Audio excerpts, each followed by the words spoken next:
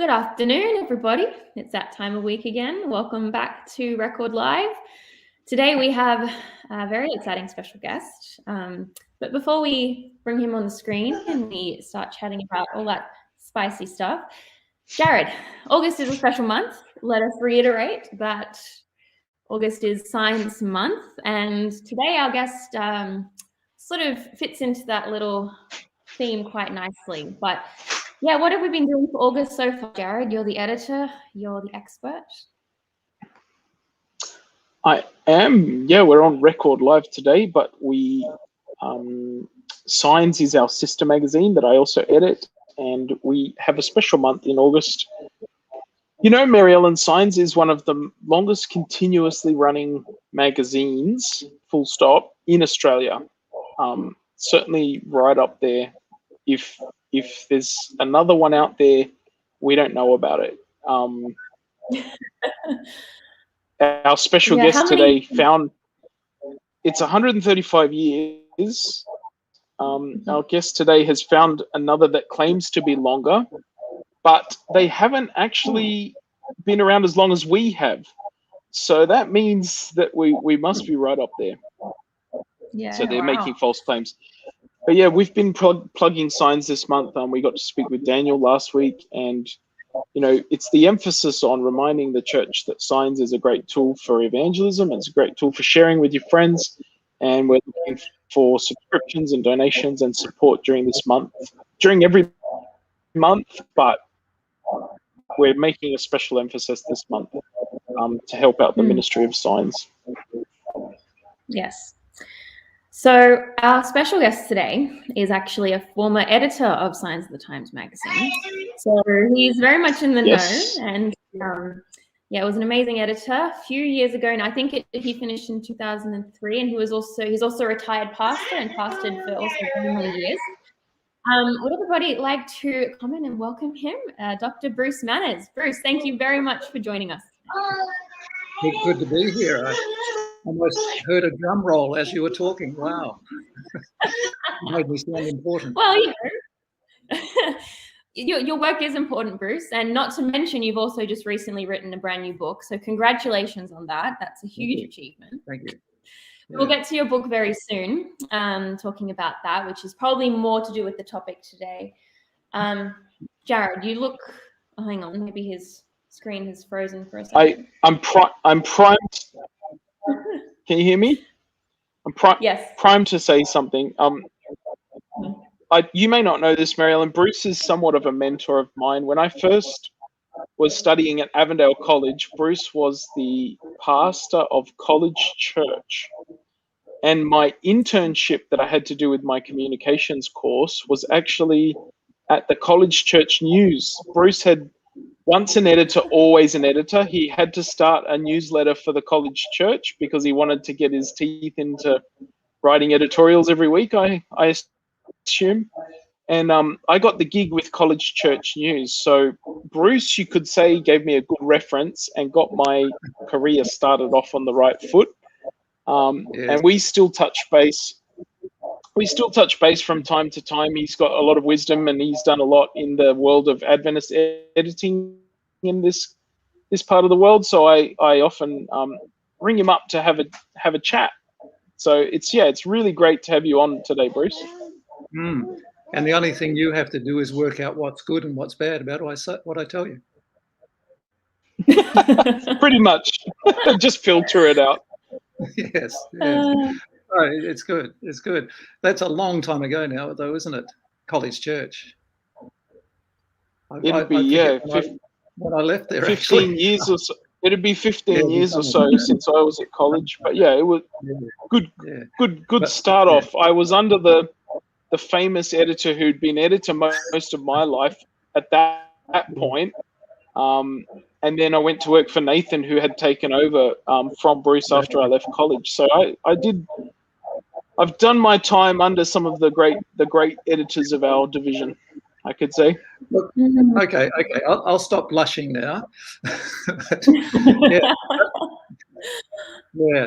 But Signs is one of those things that really gets to places that people sometimes can't go. That's That's the important thing. I remember one of the stunning stories that we had, and so this is way back.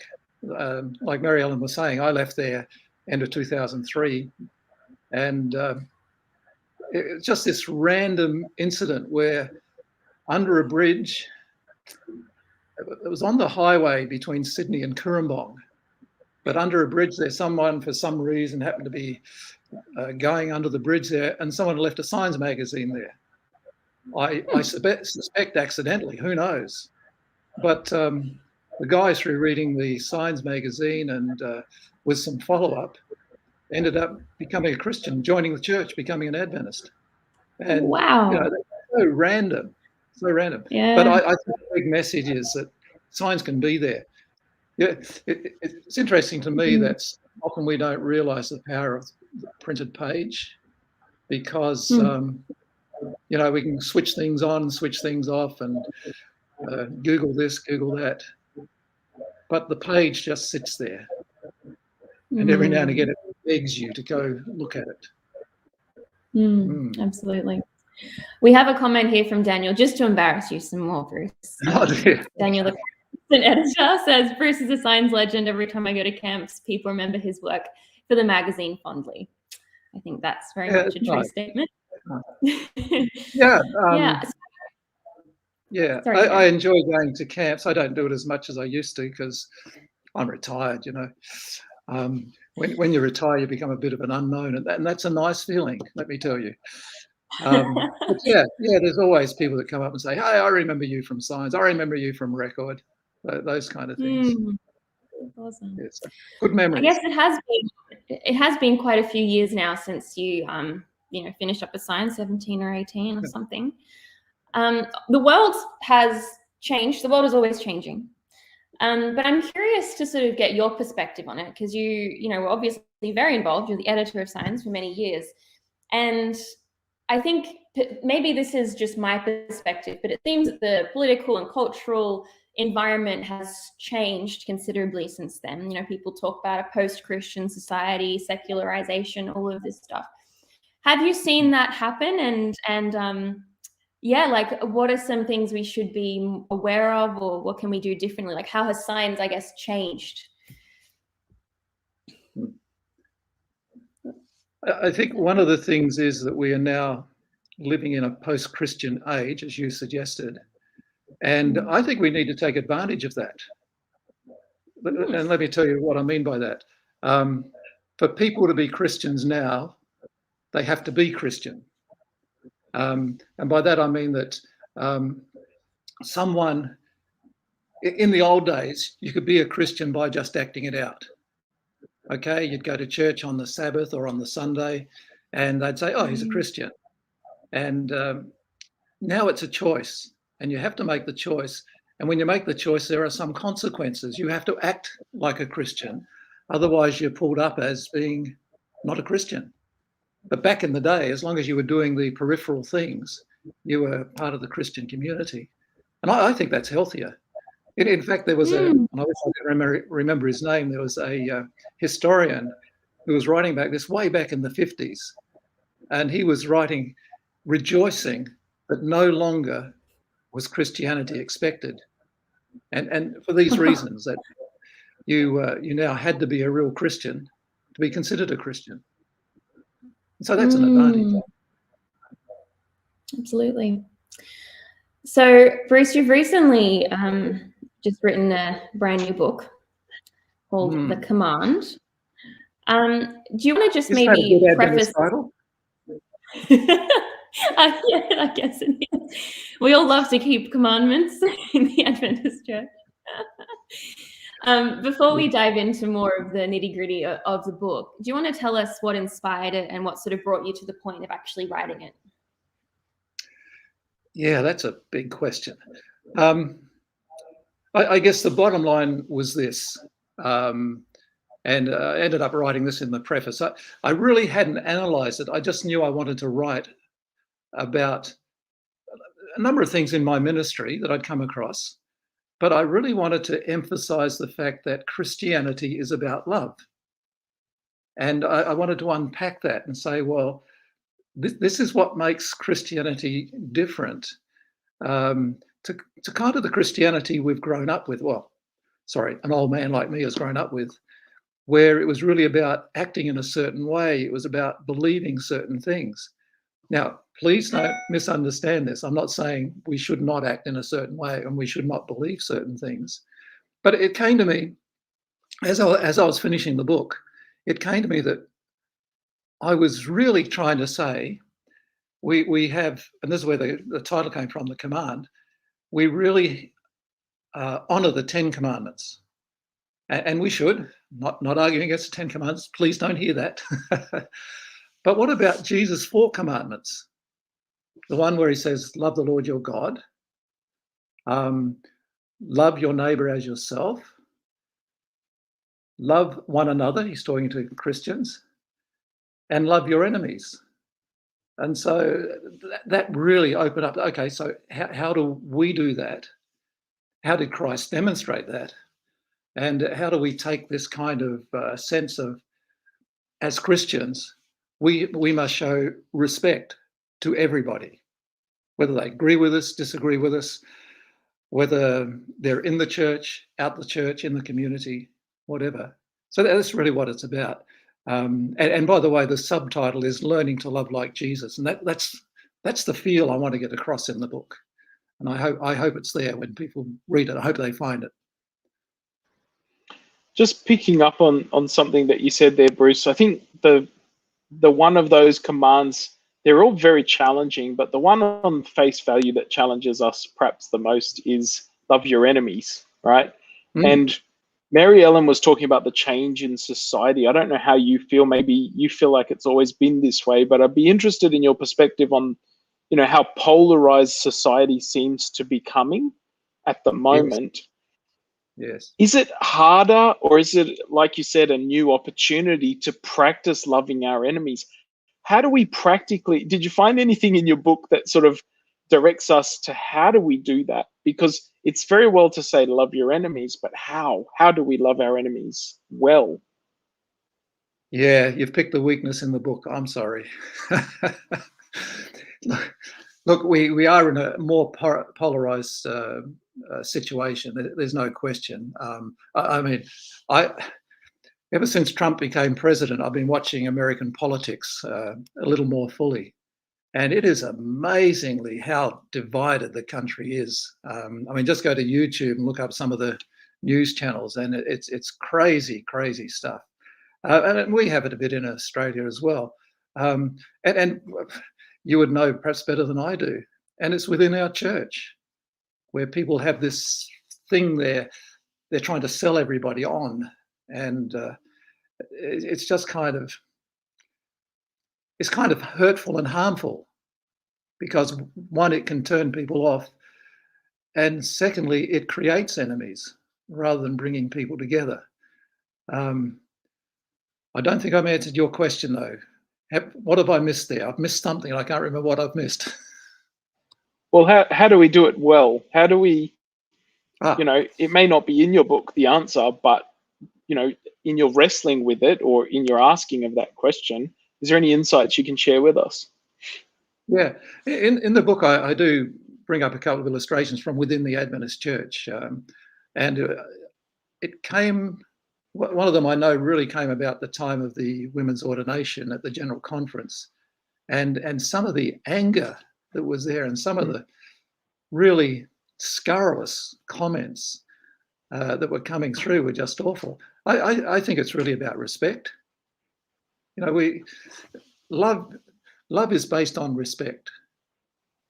Too often we look at love as a feeling. I can say to Margie, I love you, and mean it. And there's a lot of feeling involved in that. But there's also respect that, we've been together 50 years. Can you imagine anybody living with me for 50 years? Come on. Yes, she's got the medals and she wears them. She's not listening, we're okay. But I think it starts with respect, accepting the fact that within the three of us, there would be different opinions about various topics. that we would have disagreement, but I'm not going to walk out of the room when you come up with your opinion. I may disagree with you, and hopefully I could say, look, respectfully, I just don't believe that. Show me the evidence or whatever, but still be on the basis where we're talking to each other and we meet and we are still friendly, even if there's not this closeness to us. I think that's the important thing. And we can do that with most people, I'm sure. And perhaps there are times when we just turn away and just simply say, look, I disagree, but I can't handle this right now. And just walk away. Yeah. Like, I feel like that's a lot easier said than done. And I totally agree. Totally agree that that's, in principle, should be what we do. But I think Christianity, maybe Adventism specifically, suffers from two widespread sort of cultural issues. The first is that we emphasize niceness and think that it's love, or think that it's kindness.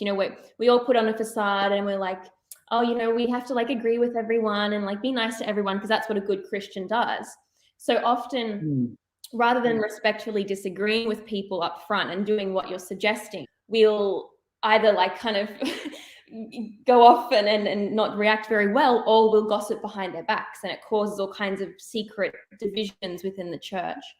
But the other is that I think Adventism is a peculiar denomination in that we tend to glorify theology and doctrine and like the nitty-gritty interpretation of text. Like, you go to any Sabbath school in any conservative church and you'll see it happening.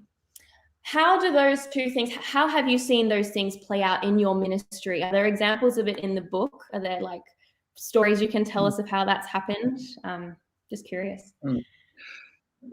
Let me ask a question first. How often was Jesus nice? I guess it depends how you define it. Yeah, I mean, he was challenging. He was loving, caring, but I don't think nice fits Jesus. And I think that's worth listening to. Look, the most loving situation I ever found was in Canberra Church. There was a little woman called Zora, originally from Yugoslavia, before it became the two countries it is. And just this little lady, barely talked. I was the pastor there for 4 years. And I often remember when I was the preacher of the day, I'd go to the door and she would come and take my hand with both her hands and just, thank you, Pastor. It's kind of a certain earnestness about it. One day there was a horrific news item in the morning news in Canberra, and a couple and their two very young children were killed.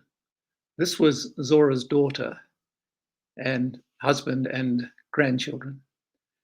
And it was horrific, absolutely horrific. I will never forget the funeral, which was in the main church. The Prime Minister often goes to that church. You'll see him interviewed out in front of the church. So it was in that church, a big Anglican church in the city.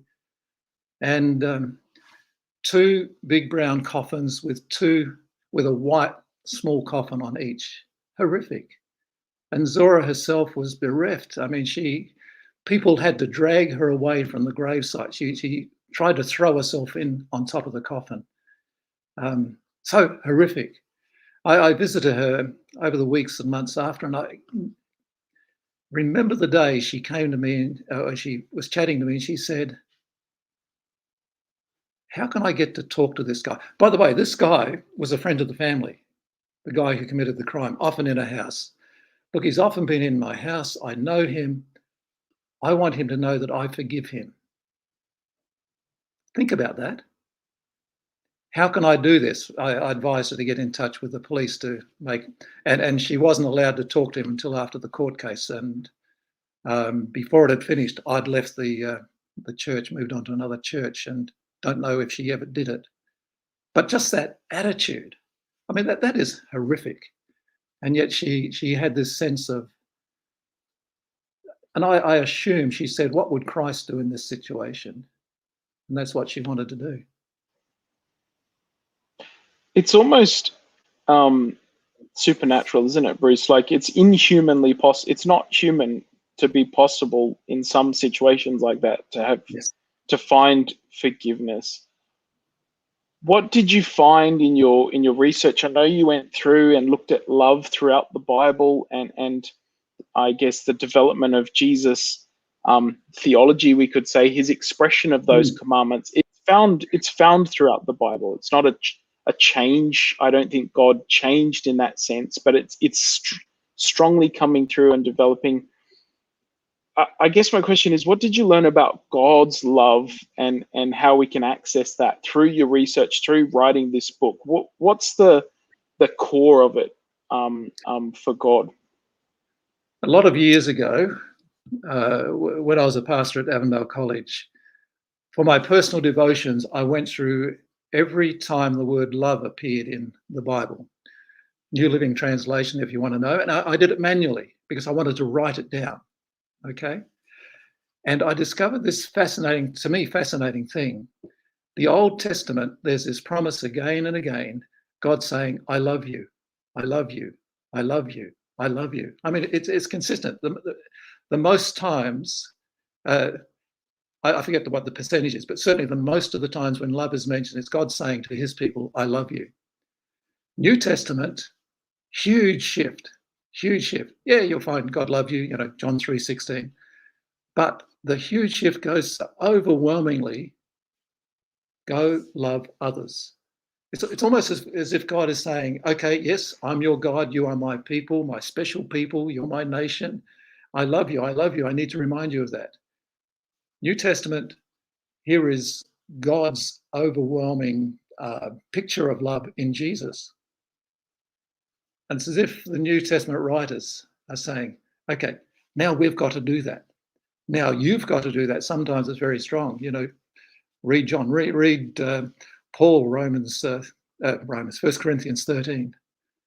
I mean, that's the love chapter is about the church. It's not about brides and husbands, and you can use it for brides and husbands, but no, it's really about you, me, and the rest of the church acting like Jesus. Did I tell you the subtitle of the book is Loving Like Jesus? Learning to love like Jesus, or something like that. Wait a minute, I'll check. Yes. Yeah, no, that's a really interesting concept about love, and I think, yeah, we so overcomplicate it. And I want to get to that point in a second, but it just sparked my memory of the verse in 1 John 2:15. Do not love the world or anything in the world, because if anyone loves the world, the love of the Father is not in them.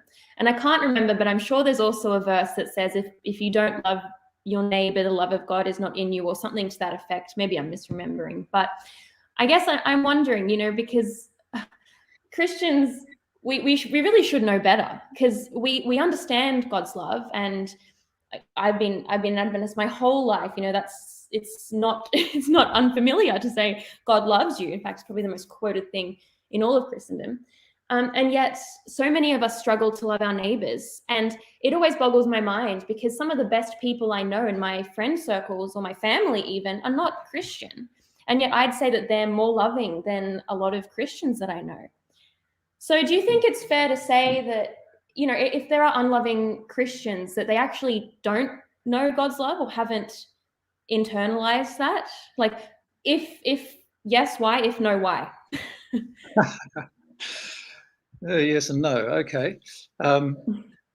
Looks, I'd rather see people on a journey, and I think it's too easy for me to judge someone who doesn't like me, or says something bad about me. He's obviously not a Christian, and that says that I think that I'm better, on a higher plane than that person. I mean, they may have seen something in me that I haven't seen in myself yet. And I got so carried away with that answer. What I'm trying to say, we're all growing, and we grow at different stages. And one of the things at least I try to do in my personal life is, if there's someone I really don't like, I try to be extra careful that, because there are always people we don't like, right? I mean, that's just natural. That's part of being a human. I still try to treat them with respect. I try to understand where they're at. And if it's someone I really can't stand, I try to get out of their way so that I'm not an impediment to them. And that's certainly how I try to live that Christian ethos, which says, respect everyone. If I'm going to cause someone harm, I just don't want to be there to do that.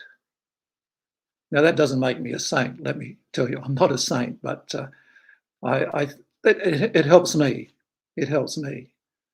And you can go online and see some really crazy stuff from Adventists, and stuff that I would call ridiculous.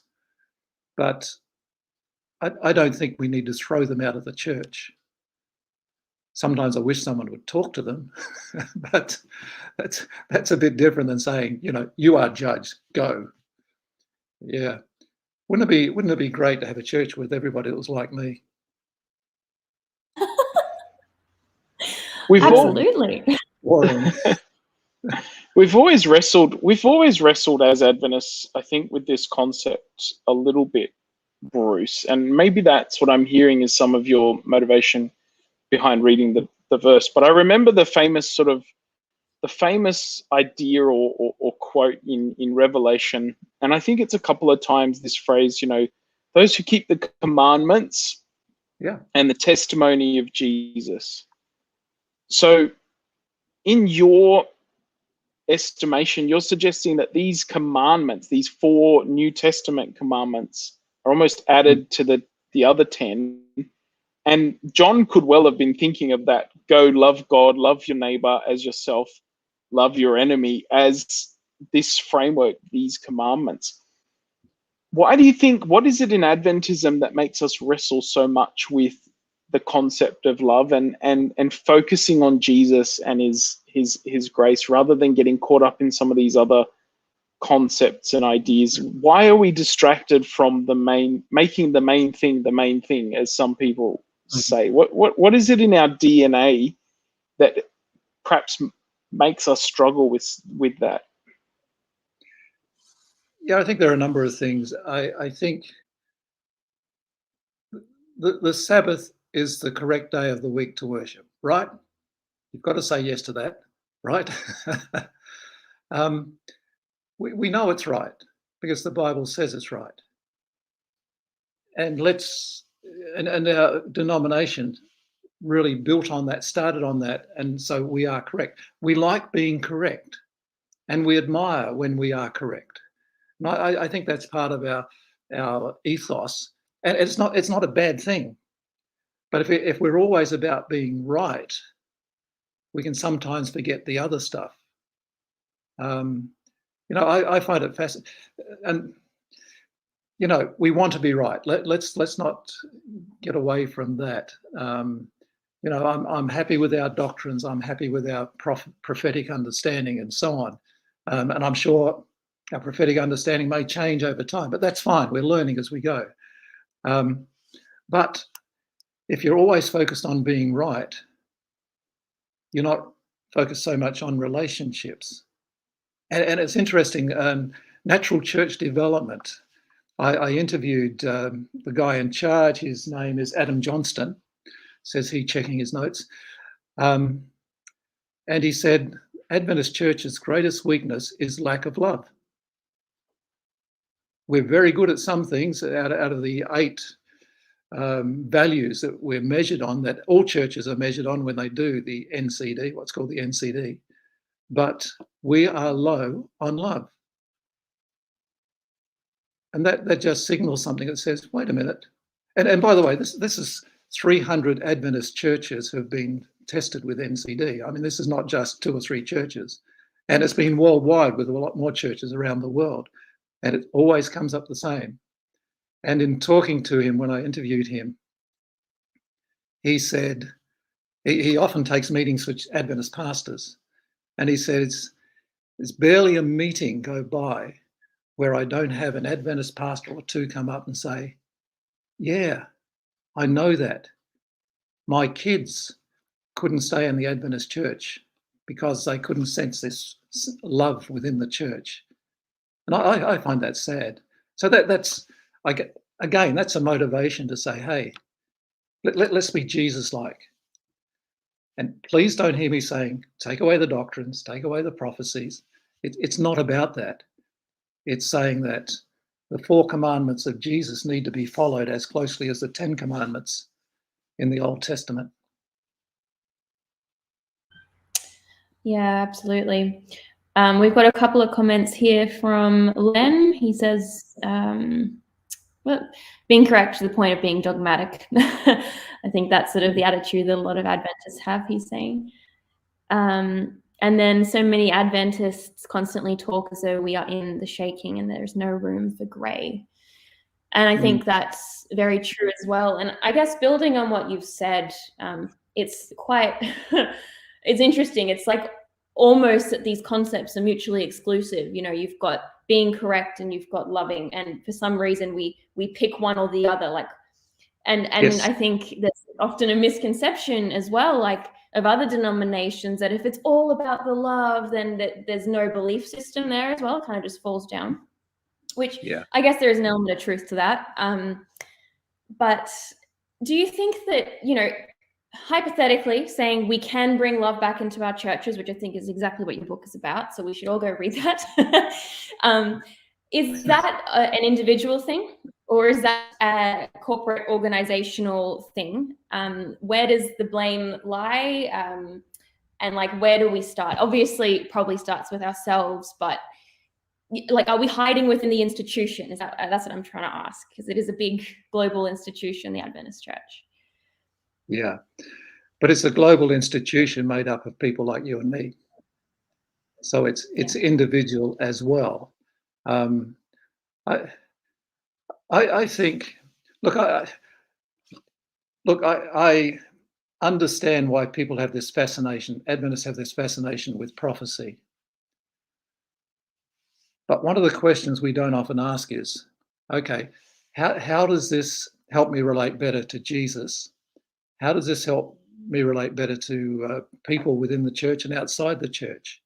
See, it's prophecy is not really intended just to know the facts, just to know what's coming. It's really there to give us hope. And it's that hope that should make us better people, better Christians. Knowing that God loves us so much, you know, I'm going to prepare a place for you. Knowing that he loves us that much, that's really the hope. And look, I can guarantee that anybody who understands the prophecies really well doesn't really have every aspect of it right. There will be some surprises at the end. And, you know, you just have to look at some of the, let me call them conspiracy theories about, to recognize that they can't all be right. Well, I think as signs editors, Bruce, we know, looking even at some of the signs of the Times archives, we can see, you know, the prophecies that happened at the end of the Ottoman Empire, World War I, World War II, all the claims that were made, you know, some former editors jumped in and sort of made suggestions about how the world was ending at those times. And here we still are. So, you know, we can learn that lesson. I think we've talked on this program, Mary Ellen, before about how, well, it's my working theory that I like to conceptualize this, that fear is often the opposite of love, because fear makes us hate. It fuels that. And when our prophecy system is built so much on this fear of the shaking, as Len mentioned, it can push out the love. I guess it's mutually exclusive in that sense. On this program, Bruce, we like to get practical. Often we like to start heading from the theoretical into the practical. In your life, in your marriage, in your pastoral work, in your editorial work, in your experience, what have you found helps you to be more loving? What and in your research as well, in your book, how can we as individuals, where can we start? How do we become more loving? Because I don't think it's something we can label the other or blame, oh, that's not my part of the Adventist church, that's the conservative part, or that's the liberal part. I've been to progressive churches that are really cliquey and no one will talk to me. So it's not just, it's everyone, that we've got to all deal with this problem together. How can we take some practical steps, or where can we start addressing this this deficit, this love deficit, let's call it?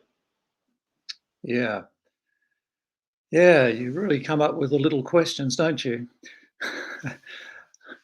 I think we start by recognizing that each individual is God-loved. It doesn't matter what their position is on anything. I mean, even the most callous individual, I'm not thinking, well, inside or outside the church, even the most callous individual is God's loved.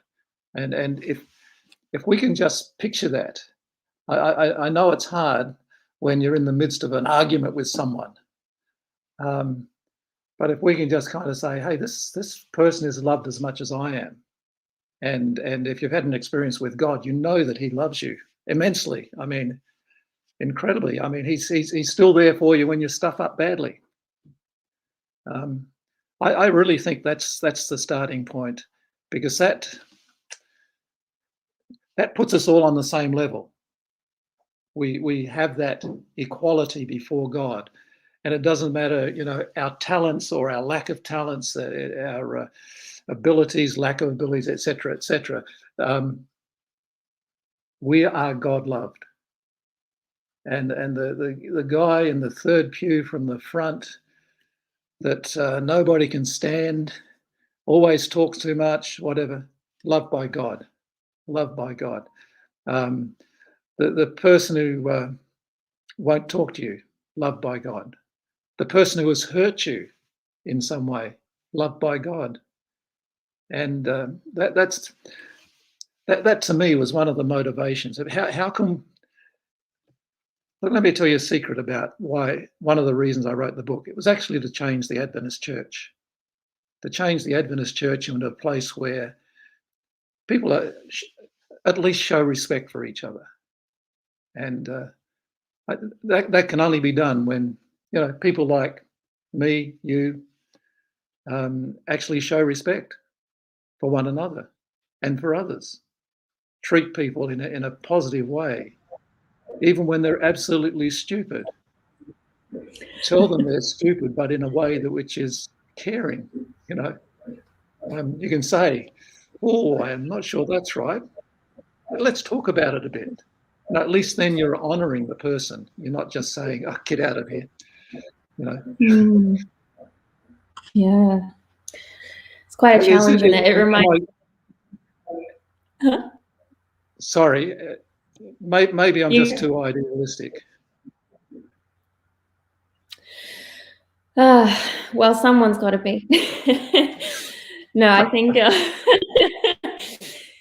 Yeah, it's very easy to get discouraged. Jared and I know that very well. Working in the church every day, you come up against all kinds of people on both sides of the spectrum, and you kind of wish that they'd all just sort of align in the middle a little bit more, but they don't, and you have to learn to deal with that. And that's the experience.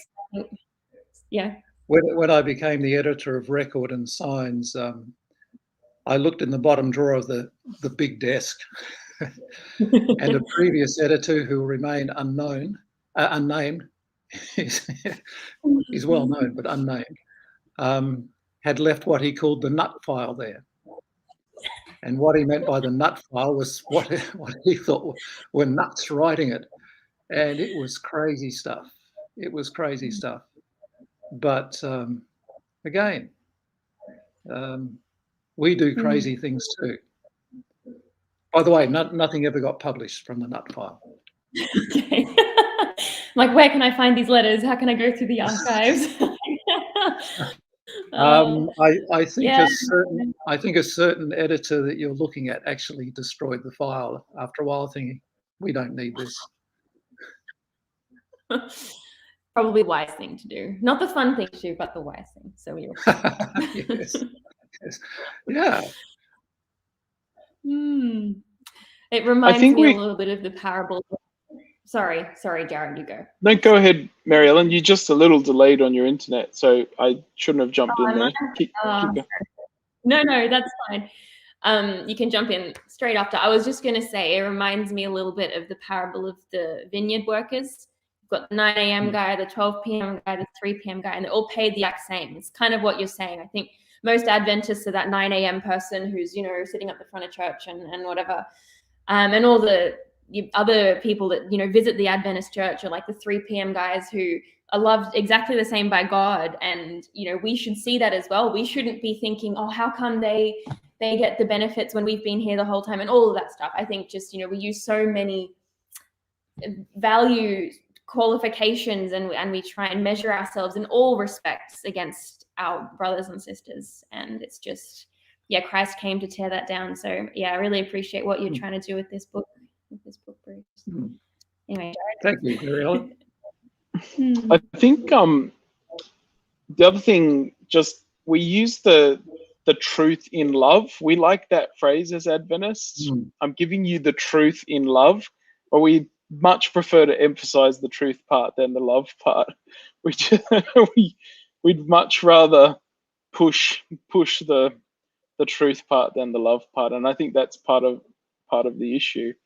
I was just reflecting on the idea, and I think this is something that modern people struggle with. I think I like the psychology of love your neighbor as yourself. So we've talked about seeing your neighbor in God's image, but I've talked to some young people who have trouble seeing themselves in God's image. They have trouble seeing the value that God places on their lives. And I think, as you said, if you've had an encounter with God, you know how much he loves you. And I think that's true.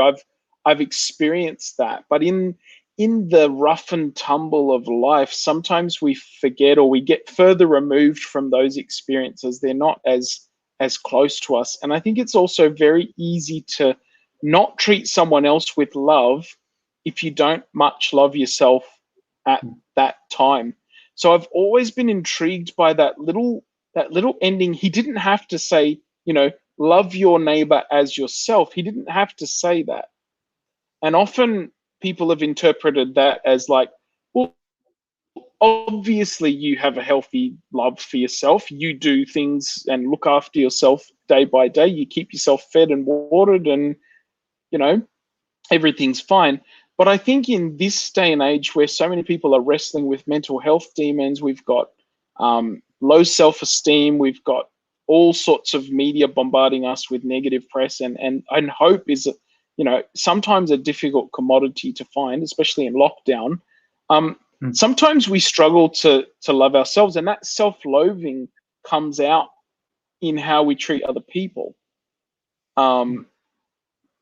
I'm not sure I have a question at the end of that where I'm heading, but maybe you want to reflect on that a little bit. Do you think there's an element of that where we need to see ourselves as God sees us as well as we see other people? Because I know you can be really grumpy and offensive to other people, but maybe there's stuff going on inside that you're not processing or dealing with appropriately. Yeah, I mean, each of us has our let me call it the burdens that we bear, the attitudes that we carry sometimes, the things we do we don't want anybody else to know, and it's some, self-loathing is a real thing for many people. There's no question on that, and getting through that, I think if you can have a healthy understanding that you are loved by God, no matter what you do. Let me come back to that in a minute, but no matter what you do, the love hasn't changed. It's there. It's constant. It's always there. Read the Psalms. The love is there. Now, I'm not saying do anything. That's what I wanted to come back to. I'm not saying, live your life recklessly. I'm not saying live your life sinfully. But there are things within us. Each one of us has, I was going to say one thing, but each one of us has several things we need to conquer in our lives. No question. Now, our salvation is not dependent upon us conquering them. Let me say that as well. Our salvation is dependent upon the grace of Christ, the grace of God through Christ. But we all have our struggles. I can be talking here and have some hidden sin, if you like, within. And, I can come across hopefully a little polished. I've learned some things, but within there could be this hidden thing that I don't want you to know. I mean, there are things I've done that I'm ashamed of as I think back on my life. And we all have that because we are human. We are human. And that's why we need to know that God loves us so that we can love others. I think it's all connected in that way. I should have been a psychologist, I think. I was just going to say, it's very deep. A lot of life experience, wisdom. Look, Bruce, we are running out of time. We would love to, chat with you about all of your experiences and more about the book. But Scott Wegner in the comments, who helps manage Adventist book centers, has posted a link to where you guys can grab a copy of Bruce's book if you'd like to learn more about it.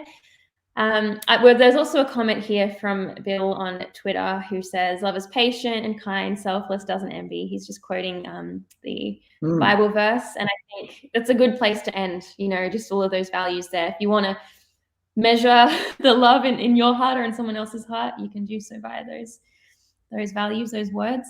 But before we finish, Bruce, is there any maybe final words you'd like to leave the Adventist Church in order to try and change it?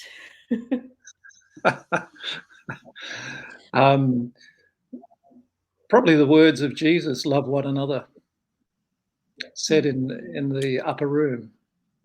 And he spoke to the disciples. We are the current disciples, whether in the upper room, the lower room, the basement. It's a message for us. Amazing. Maybe just hold up your book, Bruce, so we can see. So we can see it. We don't have copies because we're locked down here. There we go. How do I do this thing like this? Command. Yep, that's it. Yeah, just so people know what it looks like if they're looking for it in their ABC shop or online. Beautiful. Yeah. Cool. Also, if you visit our website, record.adventistchurch.com, there is a couple of book reviews which say how amazing the book is as well, of course. So you can check them out if you'd like to find out more. But Bruce, it's been awesome to have you with us. Thank you so much for your time and for all your wisdom and insights. Yeah. Thank you. It's great to have you. We'll see you guys next week. Until then, take care and have a wonderful rest of your week.